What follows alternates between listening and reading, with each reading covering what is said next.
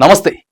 మొన్న జరిగినటువంటి కేసీఆర్ సభ ఎంత మేరకు సక్సెస్ అయిందో, ఎంతమంది జనాలు పోయినరో, కేసీఆర్ ఏ రేంజ్ లో మాట్లాడినరో, ఆ మీటింగ్ జరగకుండా అధికార పార్టీ కాంగ్రెస్ పార్టీ కూడా కొన్ని చర్యలకు పాల్పడ్డట్టు కూడా సోషల్ మీడియాలో వచ్చింది.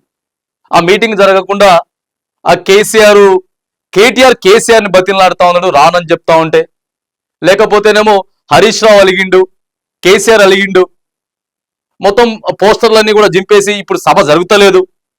కాశ్మీర్లో ఏదైతే ఉగ్రదాడి జరిగిందో ఆ దాడి వల్ల కూడా సభ రద్దు చేసుకున్నారు.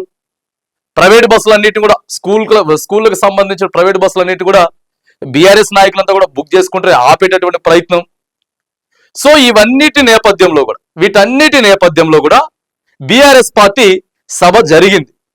అది ఎంత మేరకు సక్సెస్ అయింది ఏంటిది అనేది కాంగ్రెస్ పార్టీలో ఉన్నటువంటి ఎమ్మెల్యేలకు, మంత్రులకు, నాయకులంతా కూడా తెలుసు. నిన్న మొత్తం ఇదే చర్చ జరిగింది. ఎందుకంటే మొన్న రాత్రితోటి మీటింగ్ అయిపోయింది కాబట్టి నిన్నంతా కూడా ఇదే చర్చ జరిగిందట. అటు కాంగ్రెస్ పార్టీ వర్గీయులలో కానీ లేదా ఇటు బీఆర్ఎస్ పార్టీలో కానీ అసలు ఎంతమంది వచ్చిర్రు సభ, కేసీఆర్ మాట్లాడిన దానికి కాంగ్రెస్ పార్టీ నాయకులు అసలు విన్నరా వినలేదా, ఎమ్మెల్యేలు ఆ మంత్రులంతా కూడా జాగ్రత్తగా కేసీఆర్ మాటలు విన్నరు అనేది కొంత వినపడుతున్నటువంటి చర్చ సోషల్ మీడియాలో. ఇంటెలిజెన్స్ రిపోర్ట్స్ కూడా ఇస్తాయి ఎంతమంది, ఎన్ని లక్షల మంది వచ్చిండ్రు, ఎట్లా రెస్పాండ్ అయినరు, కేసీఆర్ చెప్పేది ఎట్లా విన్నరు, వెళ్ళిపోయేటప్పుడు పాజిటివ్గా మాట్లాడుకున్నారా, నెగిటివ్గా మాట్లాడుకున్నారా, వచ్చేటప్పుడు ఎలా మాట్లాడుకున్నారు, అసలు సభకి ఎంతమంది పోయినరు అనేది ఖచ్చితంగా కాంగ్రెస్ పార్టీ దగ్గరే ఎక్కువ లెక్కలు ఉంటాయి. ఎందుకంటే అధికారంలో ఉన్నారు కాబట్టి పర్ఫెక్ట్ లెక్క ప్రభుత్వం దగ్గరే ఉంటుంది ప్రతిపక్షం దగ్గర కన్నా. టోల్ గేట్ల దగ్గర నుంచి వెహికల్ పోవాలన్నా, లేకపోతే ఎన్ని ఆర్టీసీ బస్సులు బుక్ చేసుకున్నారు, తర్వాత ఎట్లా మాట్లాడినరు, ఇవన్నీ కూడా మాట్లాడుతూ ఉంటే కొంచెం ఉలిక్కి పడ్డట్టే కాంగ్రెస్ పార్టీ నాయకులంతా కూడా ఊహించినటువంటి రీతిలో. సంవత్సరం నర తర్వాతనే ఇంత రెస్పాండింగ్ వచ్చింది. కేసీఆర్ మీటింగ్ పెడితే ఫెయిల్ అని చెప్పేసి మాట్లాడితే ప్రతి ఒక్కరు ఫెయిల్ అని చెప్తా ఉన్నారు. రైతు బంధు వచ్చిందంటే రాలేదని చెప్తున్నారు, రుణమాఫీ అయిందంటే కాలేదని చెప్తున్నారు, తులం బంగారం వచ్చిందంటే రాలేదని చెప్తున్నారు, ప్రతిపక్ష నాయకుడికి బాగా మద్దతు తెలుపుతా ఉన్నారు అనేది ఎక్కువగా పడిపోయింది. ఒకేసారిగా కాంగ్రెస్ పార్టీ, తెలంగాణ కాంగ్రెస్ తో పాటు అధిష్టానం కూడా ఒక్కసారిగా ఉలిక్కి పడ్డట్టు మాత్రానికి క్లియర్ గా కనబడతా ఉన్నది. ఎందుకంటే అన్ని లక్షల మంది జనాభా వెళ్తే అది ప్రతిపక్షం, అధికార పక్షం కాదు. ఎన్నో అడ్డంకులు సృష్టించాలని ప్రయత్నం చేస్తారు, జనాల్ని పోనీయకుండా చూస్తారు. Already social media, Congress party social మీడియాతో కూడా ఈ సభ జరగట్లేదనో లేకపోతే ఇంకోటనో ఇట్లా ప్రచారం చేసినప్పటికీ, కొంత ప్రచారం చేసినప్పటికీ కూడా మరి ఆ స్థాయిలో మీటింగ్ జరిగిందంటే మాత్రం కొంత కాంగ్రెస్ అప్రమత్తం అయితే అవుతా ఉంది.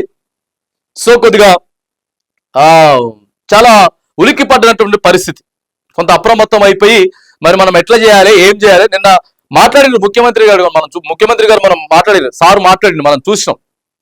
రేవంత్ రెడ్డి సార్ ఏం మాట్లాడిందంటే ఎమ్మెల్యేలంతా కూడా ఇక్కడ టైం పాస్ చేస్తున్నారు. కొంత ఇంపాక్ట్ ఉంటుంది. సభ సక్సెస్ అయిందనంటే ముఖ్యమంత్రి స్థాయిలో ఉన్నటువంటి వ్యక్తికి ఖచ్చితంగా ఉంటుంది, స్పీడప్ చేయాలని ఉంటుంది, పార్టీని చక్కదిద్దాలని ఉంటుంది. ఎమ్మెల్యేలు టైం పాస్ చేస్తున్నారు, హైదరాబాద్కి వచ్చి ఆడ చక్కగా ఏం పని చేస్తలేరు. అధికారులు కూడా కొద్దిగా సంపాదించుకునేటువంటి పనిలో ఉన్నారు కానీ ప్రభుత్వానికి మంచి పేరు తెచ్చేటటువంటి లేరు. వీటన్నింటి చూస్తే మాత్రానికి కొద్దిగా సెగదలిగింది. ఎందుకంటే కాంగ్రెస్ ను టార్గెట్ చేస్తూ గతంలో కాంగ్రెస్ కొన్ని పథకాలు ఇచ్చింది, అది ఆరోగ్యశ్రీ కావచ్చు, లేకపోతే ఫీజు రియంబర్స్మెంట్ కావచ్చు, అట్లా కొన్ని మంచి పథకాలు తీసుకొచ్చినప్పుడు మనం వాటిని ఖచ్చితంగా కూడా చేయలేదు.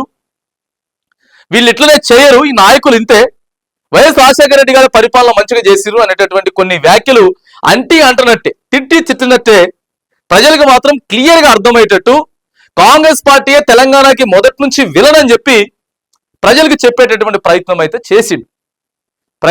చేసిండ్రు. ప్రజల దగ్గర నుంచి కూడా రెస్పాన్స్ వచ్చింది.